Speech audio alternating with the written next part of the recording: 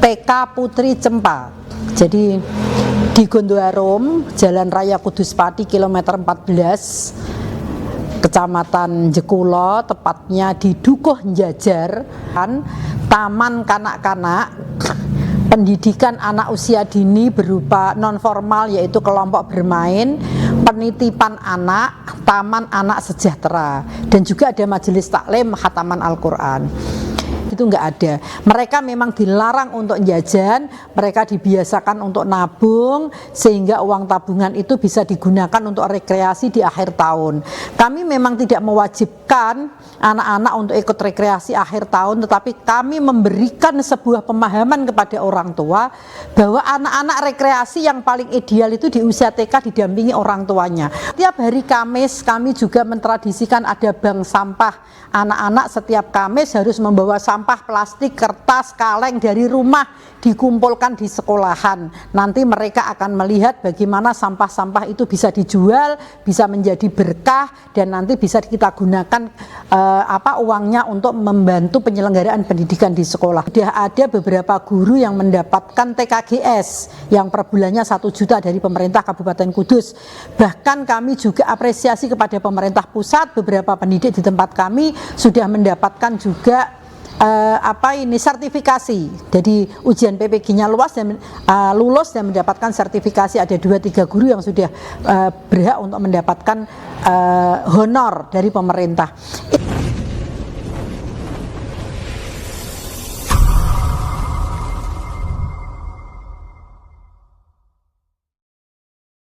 Assalamualaikum warahmatullahi wabarakatuh. Salam bahagia, salam sejahtera, salam Putri Cempa. Perempuan itu cantik, cerdas, mandiri, proaktif, dan agamis. Teman-teman, aku berada di TK Putri Cempa. Jadi di Gondoarum, Jalan Raya Kudus Pati, kilometer 14, Kecamatan Jekulo, tepatnya di Dukuh Njajar, perbatasan Kudus Pati. Ada yayasan namanya Yayasan Pendidikan dan Kesejahteraan Putri Cempa. Kalau kita masuk ke Gapura Dukuh Njajar itu, Gapura Dukuh Njajar masuk sedikit kira-kira 50 meter, maka di sini ada Yayasan Pendidikan dan Kesejahteraan Putri Cempa yang menyelenggarakan taman kanak-kanak, pendidikan anak usia dini berupa non-formal yaitu kelompok bermain, penitipan anak, taman anak sejahtera, dan juga ada majelis taklim khataman Al-Quran. Di Yayasan Pendidikan dan Kesejahteraan Putri Cempa ini sebetulnya berdiri sudah lama, tahun 2022, tapi memang belum ada perkembangan yang berarti.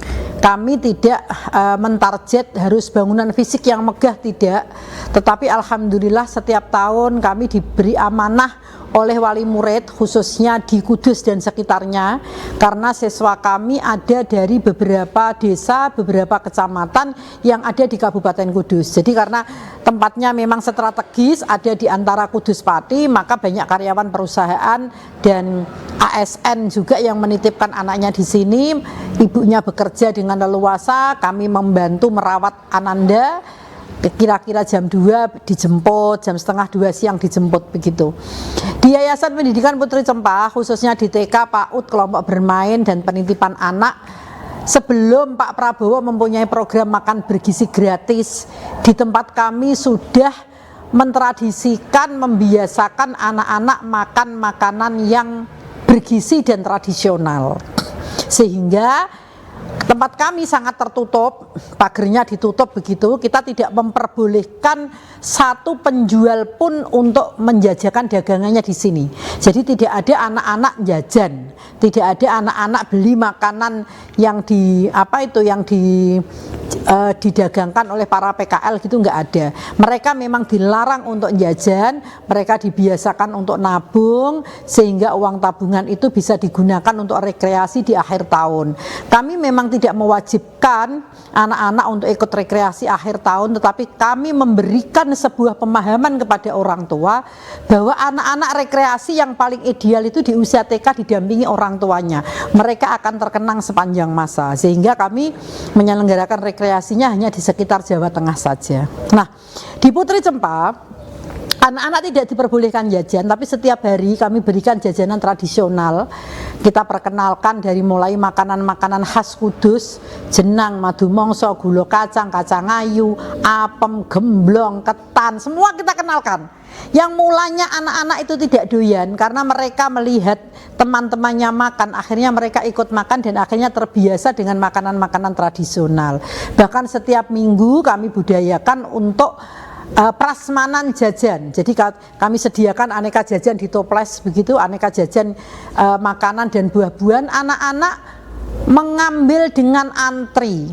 Anak-anak mengambil sendiri sesuai dengan yang disenangi. Mereka antri dengan baik, tertib, dan mereka mengambil sesuai kebutuhan, tidak ada serakah. Kami ingin membudayakan dari kecil, tidak seperti biasanya ketika kita melihat orang resepsi di gedung begitu, makanan sampai berserakan dibuang sampai, itu tidak kita biasakan seperti itu. Jadi anak-anak juga diberi makan tiap minggu. Tiap kadang-kadang hari Selasa, kadang-kadang hari Rabu, kita beri makanan secara prasmanan. Makan ngambil sendiri, lauknya ngambil sendiri, sayurnya ngambil sendiri begitu. Ini membuat anak-anak terbiasa untuk bertanggung jawab terhadap apa yang diambilnya dan dihabiskan, dimakan sampai habis begitu.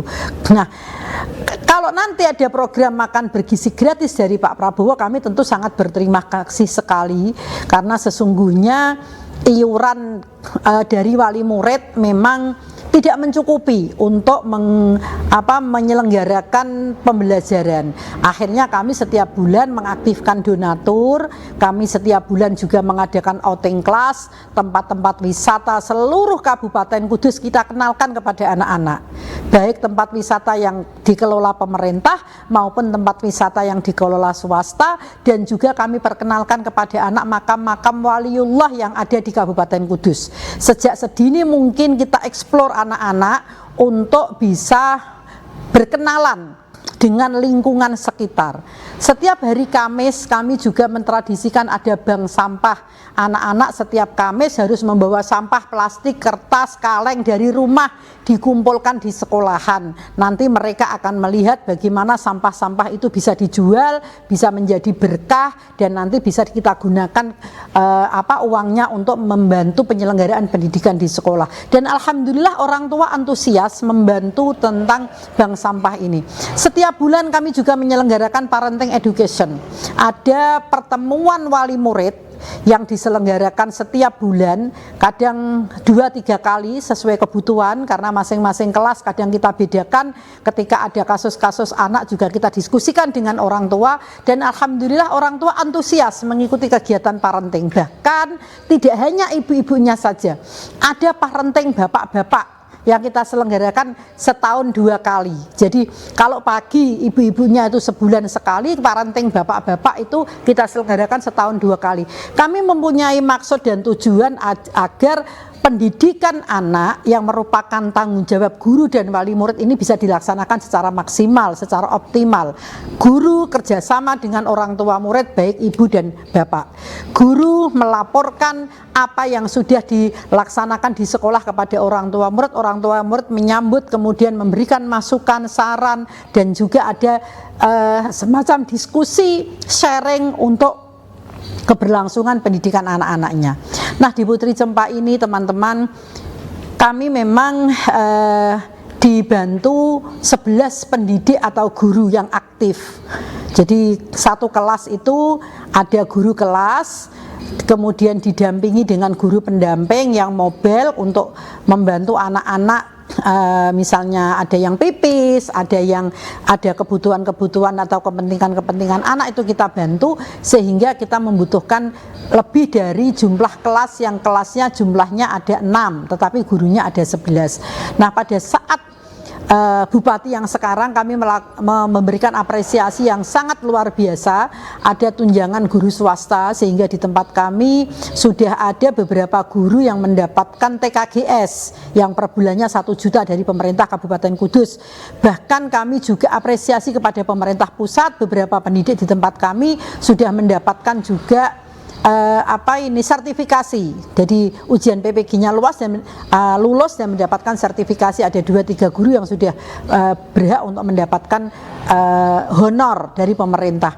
Ini bukti nyata bahwa pemerintah ini sangat pro terhadap kesejahteraan guru.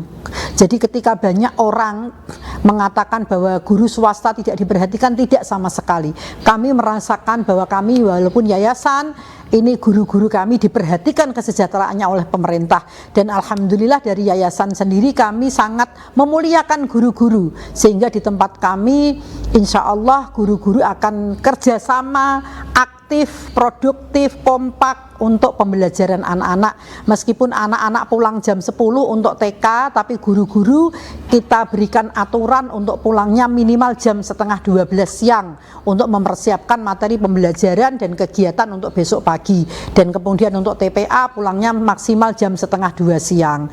Teman-teman, kenapa ini perlu kami sampaikan kepada teman-teman dimanapun berada? Mari kita menyelenggarakan kegiatan pendidikan anak usia dini ini dengan ikhlas, karena sesungguhnya ketika kita ikhlas mendidik dan mengajarkan anak-anak tentang ilmu pengetahuan dasar di pendidikan anak usia dini, ini merupakan ujung tombak tentang keberhasilan anak ke depan.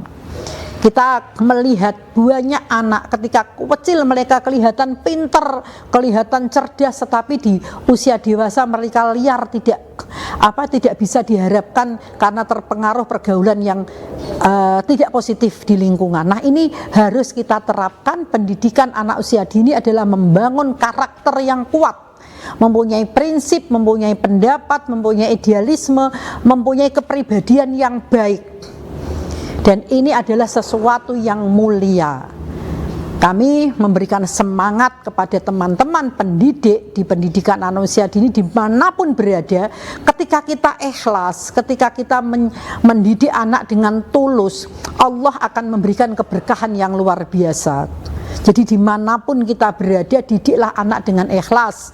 Kita bersama-sama berkontribusi terhadap kegiatan mencerdaskan bangsa lewat pendidikan anak usia dini. Terima kasih pemerintah Kabupaten Kudus, terima kasih juga kepada Bapak Presiden yang sudah memberikan tunjangan kesejahteraan kepada guru swasta dengan beberapa honor-honor yang diberikan oleh pemerintah daerah. Mudah-mudahan ini semua menjadi jariah panjenengan, dan kami harapkan guru-guru yang sudah mendapatkan tunjangan, guru-guru yang sudah mendapatkan sertifikasi benar-benar amanah dalam menjalankan tugas pokok dan fungsinya sebagai pendidik dan pengajar, utamanya di pendidikan anak usia dini. Salam bahagia, salam sejahtera, salam Putri Cempa, cantik, cerdas, mandiri, proaktif, dan agamis. Assalamualaikum warahmatullahi wabarakatuh.